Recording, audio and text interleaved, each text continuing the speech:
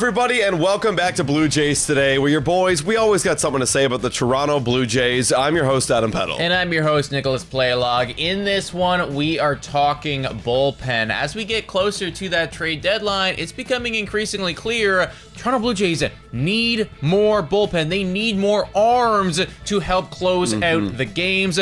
We got a list from Mark Feinsand right here of a couple prime trade targets that could get moved this trade deadline, and some of those guys could end up being Toronto Blue Jays. Before we get into it, please make sure to hit that like button, smash the subscribe button, and of course, let us know your thoughts down below. Let us know your favorite target down below for this bullpen. First things first, don't believe us. How about you believe Ben Nicholson-Smith? He came out with an article talking about the internal developments that will shape the Toronto Blue Jays trade deadline. In it, he highlights Anthony Santander's return. He highlights Max Scherzer coming back.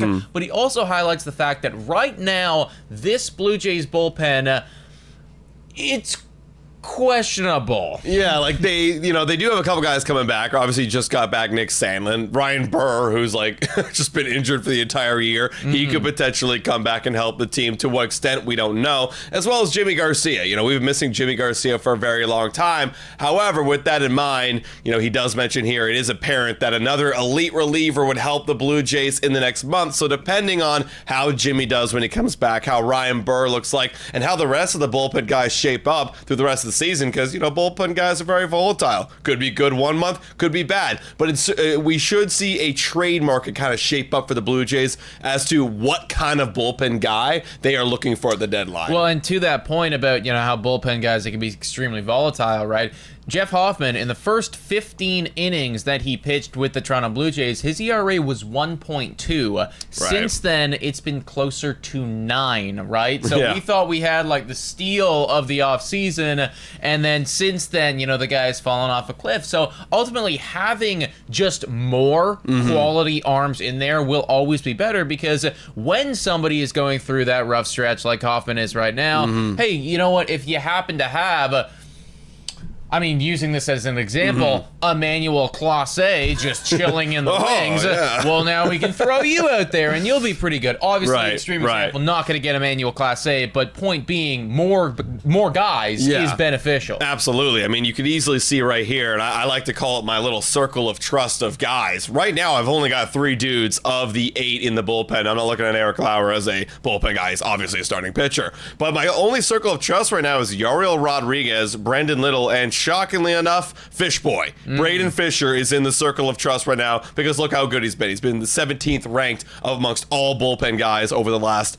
14 days. But that's scary, because Braden Fisher's only pitched 19 innings in the big leagues. We don't know if we can keep going with him. Brendan Little starting to become more of a trustworthy guy, because he's been here doing that for a long time. Yariel Rodriguez has got the veteran experience, going over there in Japan, and of course playing for Cuba. So you kind of feel a little more trust there, but that's it. So we need some more guys to fill out that bullpen. Obviously, that narrative is going to change over the next month, but there is, like you mentioned off the top, some prime candidates mentioned by Mark Feinsand on who might be dealt. We looked at this article about a couple weeks ago, looking at the bats, looking at some starting pitchers, but now let's look at the bullpens. First guy is Jake Bird over on the Colorado Rockies. Now, Jake Bird on the Rockies, he's been very solid, 2.06 ERA, whip of 1.191. He's not a closer, but he's that middle relief guy that can help you out. And yeah, he's a righty. We don't actually need a lefty anymore. We got some decent lefties in the pen, but a righty to help out, kind of bridge the gap to the back end of the bullpen. Yeah, man. And look, I'm not, for those of you who have been watching this channel for a while, WAR for me is never like the be-all and the end-all stat, but 2.1 WAR is significant, and that would immediately come in and be, the most WAR on the Toronto Blue Jays from a bullpen standpoint, right, by a wide margin. So clearly he's been doing it over there, and he's been doing it for the Rockies, which is kind of fucking miraculous, right? Like that you're doing it one in Coors Field and just on a team where, let's face it, nobody cares. So this guy's coming out every single day and delivering. Honestly, I'm down. I am 100% down. Even if he's not a closer, it's like you come in, you can help set up, maybe you can then, leverage somebody else. It'd be, 100%. Absolutely, right? And you'd have this guy for a while. He's not a free agent until 2029. So, this would obviously cost you a bit. He is 29 years old, so as a pitcher, that's kind of right in the middle of your career. So it is going to cost you. However, the Colorado Rockies, we never know what the hell they're doing. If you've been around for a while, you've watched baseball, at least in the last decade of time, you will have noticed that, excuse me, the Colorado Rockies, are they trading? Are they selling? What are they doing? Obviously, we know they are the worst team in baseball, but that has never stopped them from not selling at the deadline. They could hold on to all their guys. They've done it years in the past. So Jake Bird might not be going anywhere, but if we wanted to pay up and maybe if they're interested in shipping him off, I'd want him absolutely. Yeah, and I think that they're obviously going to be receiving phone calls about him. Like Mark Feinsand put him on that list for a reason. Like Colorado, this is effectively maybe their best piece, honestly, to sell. So I would imagine that they're going to shop him regardless.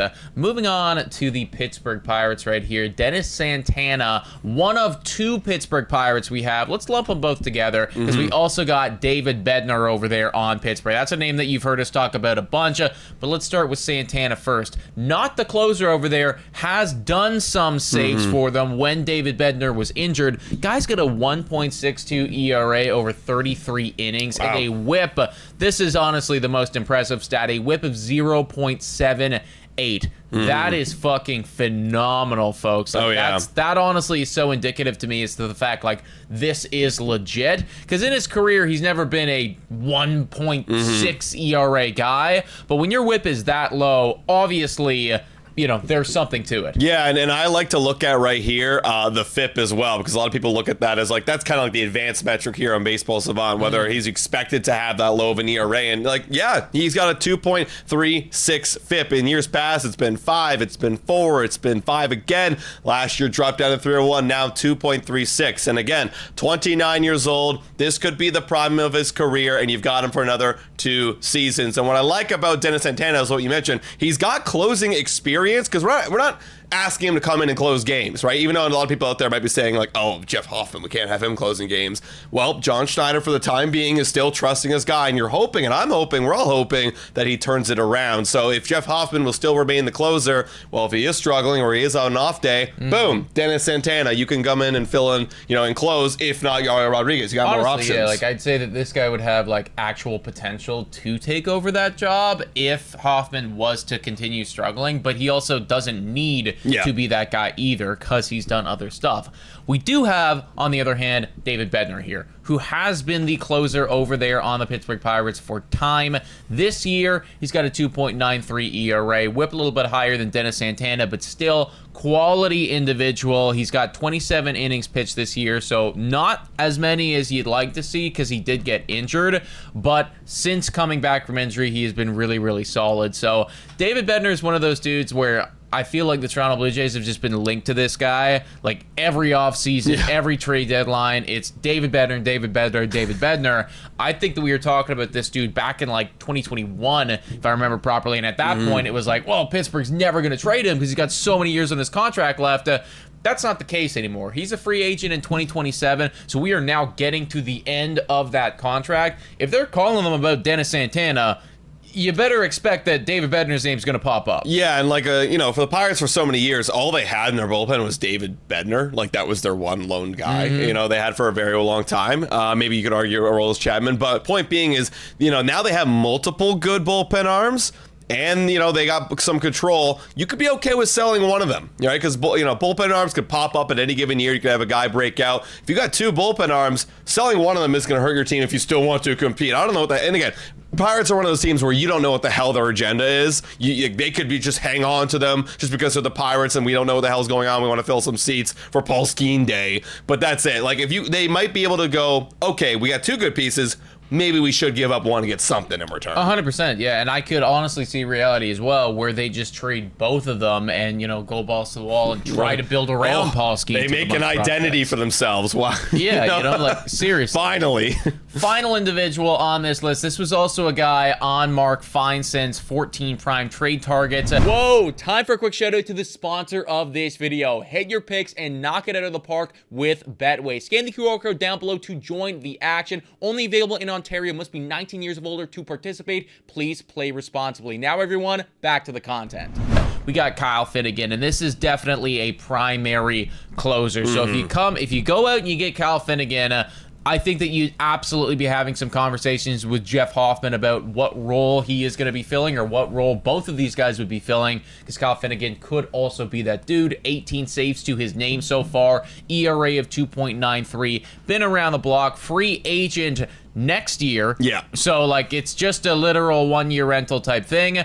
But honestly, this is somebody that has been extremely consistent in their career, which is something that I really like. Because, you know, you brought up how bullpen arms are so volatile. I look at that, you know, ERA from all of the seasons here, and it's just been solid. And this year he's having an elite year. So, like, let's trade for him on an elite season, please. Yeah, like, again, he's on the Washington Nationals, and he's the closer there. I mean, I think that goes to show. And Kyle Finnegan's been good. Don't get me wrong. I'm not taking anything away from him, but that just goes to show, like, how kind of weak the Nationals bullpen is. And I remember breaking them down in the offseason, and their bullpen is super weak. So when he comes over, like, he won't necessarily demand the closing job right away, because you're coming over to the Blue Jays, and we've got some, you know, arms that are arguably just as good, if not a little bit better than you. So he would be coming in, again, could have that backup closing experience right behind Jeff Hoffman, or worst case scenario, Jeff Hoffman is struggling. Maybe he's a candidate if you trade for him to compete for that job. Yeah, I think honestly, like, if they did go out and get a Kyle Finnegan, that to me would indicate that,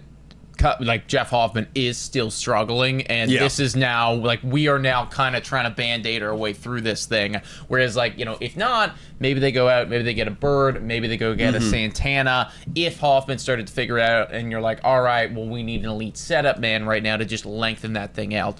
Ultimately, bullpen wins championships, folks. The Toronto Blue Jays, if they have any hope of making it to the playoffs and then actually having any success in the playoffs, they desperately need more bullpen. There's just 4 guys. I know that there's going to be more names that are popping up as time goes on, so please let us know your favorite targets in the comments down below. Yeah, guys, hit that like button, hit that subscribe button as well, and it's $4 once you become a YouTube member. Shout and thank you to all of our YouTube members. You guys are absolutely awesome. Thank you so much for watching, everybody, and as always, go Jays, go!